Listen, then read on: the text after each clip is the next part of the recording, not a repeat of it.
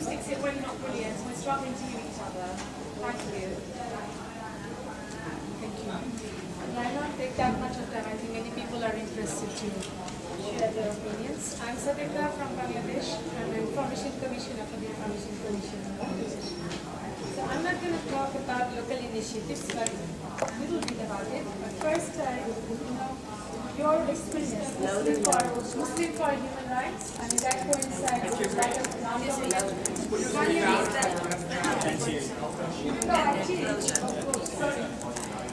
I mean, the experience that we have shared is the same. Muslims for human rights coincides with the way that non-government organizations function in Bangladesh. Basically, you are focusing on conscientization, like you're conscientizing people through information, mobilization, blah, blah, blah. But my question is that, I have been working as a social worker with kind of non-government organization and a local level initiative for a number of years. My observation is that if you withdraw from that area, you work as faculty, you work under those groups, because you are kind of strength in like that. There is a lot of power dynamics in natural relationship in mostly countries like Nepal, India, Pakistan, Bangladesh, and of course Kenya. And I don't know whether you are making any use of right to information and there. And for you, of course, I congratulate you there, but I find that you're kind of generalizing in terms of the government officials, that every government official is corrupted, or they need to be given a zero note.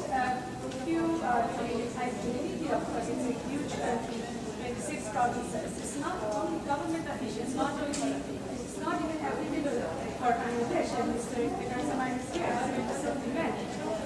We need to question the non-government organizations too. I'm working now as information commissioner. I'm getting the names from the government. They are appointing designated officials to provide information, the kind of services they are supposed to give to the people at the local level, good level. But what about the non-government organizations? In Bangladesh, because they were very much neutral, like Transparency International Bangladesh, and others, but we only got 800 names so far, and I'm struggling with that. So I think when you talk about disclosure, corruption, you need to bring them too. And also, I find, I don't know whether this is apology right or wrong, I found your comments very class specific, that you are going to this college, these schools, and have you been to those areas where the most disadvantaged children, like million children from Belize and Bashis, and they do not have any access to school even. What about them? How do you make them understand? Thank you. Thank you. Do you want to reply? We'll take a few more contributions. Yes. Shall I start? Hello everybody, my name is Lisa from Kuwait Transparency Society. I have an initiative I'd like to share, and I also have a question. Okay?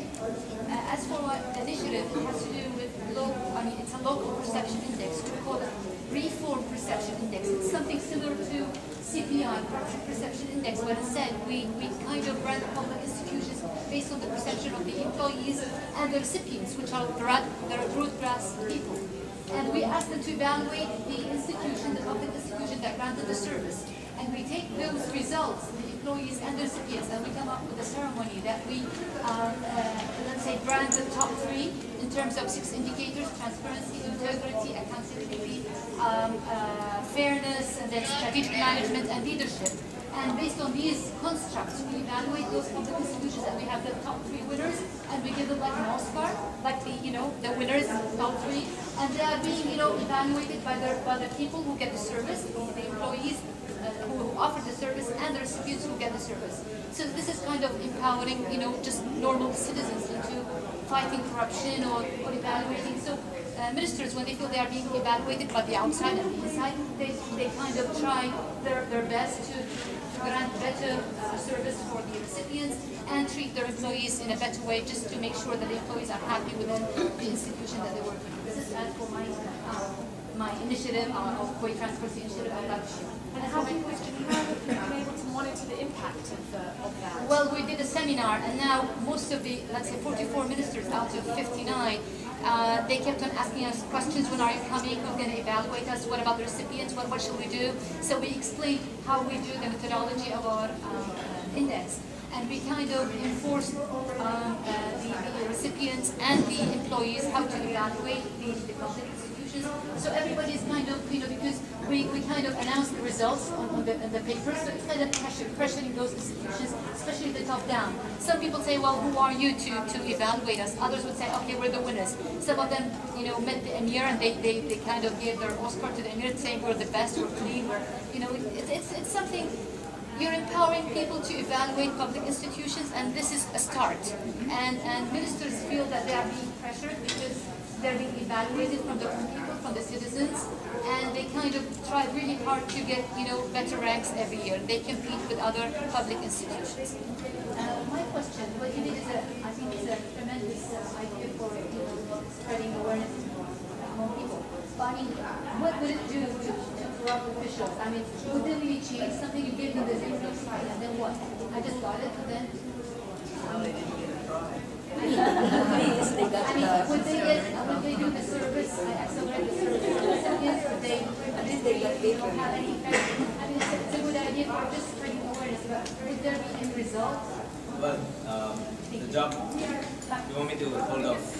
Do you want to respond to some of those questions? Do you want me to put a question to her?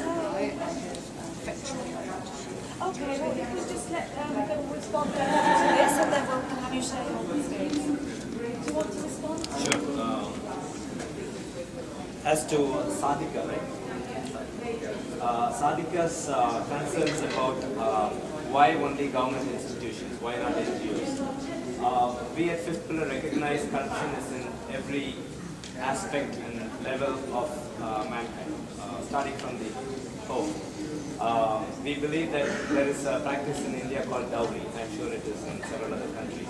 Dowry is a form of corruption that's in the domestic arena. And there is corruption in the private sector. In India these days, even to get a job in a private company, a coveted company, the HR managers charge X amount of rupees to get a job to a person who he or she knows. So corruption is all over the place. But at Fifth Pillar, we have our stated objective is to combat corruption in the government sector. I agree with you. NGOs, a section of NGOs are also corrupt. A lot of NGOs misuse government funds, misuse donors' trust, and we at this point cannot go after everyone. So our stated objective, we have a focus is only government institutions. Your second concern about only colleges or schools, actually I couldn't go into detail of every activity that we do with the 4 minutes that Arwa gave me. But what actually we do is we also use the Right to Information Act a lot. Apart from the college programs, we also conduct right to information training in villages through the NGOs. Because in this exercise, we need the cooperation of the NGOs. Not that we patronize corrupt NGOs, but where we identify an NGO to be corrupt, we do not engage them in the training. We do not go through them for training because we are afraid that Fifth Pillar also will be tainted with their image. So we engage honest NGOs, reliable NGOs in rural areas, and we conduct training. And what happens with the zero rupee note distribution and the right to information training is that we get complaints, we get grievances from the public, and we have a department called Vigilance Department. Within Fifth Pillar, we have a Vigilance Department. We have an executive director. We have volunteers and activists working in all over the districts. And we engage with the government's Vigilance and Anti-Corruption Directorate for the state government and the CBI's Anti-Corruption Bureau for the central government. And we enable traps to be set up and people to be arrested when they are adamant about taking a bribe, in spite of giving the zero rupee note. If somebody is delaying the job, it is indicated by way of a code word or a euphemism or a body language, right? So then the citizen is trained to pretend that he is willing to pay a bribe. and then a date and the time and the sum of money is fixed, and at that time a trap is set up with the help of the government agency. And there we do not, fifth pillar does not go into the action part of it because we are not supposed to, and the government agency takes over, and the people, we act as a bridge between the citizen and the government. So that is what we do. And every time the 0 rupee note was handed over, the job gets done immediately. There is no delay, no denial. Yeah, it gets done immediately. They're either ashamed, they're either or afraid. But regardless of what the feeling is against, the end result is the same. The job gets done. And sure. I think that's pretty much it. In fact, and the 0 rupee note also acts as a connecting fiber. Somebody out of the blue calls us and says, oh, this is what I've been doing for 12 years, and I didn't know there was an organization, I want to join your organization. So there is a mutual benefit. The organization gets a warrior at the field, the individual gets an organization's backing. So we all grow in size and strength. So that the 0 rupee note has a lot of side effects and frictions.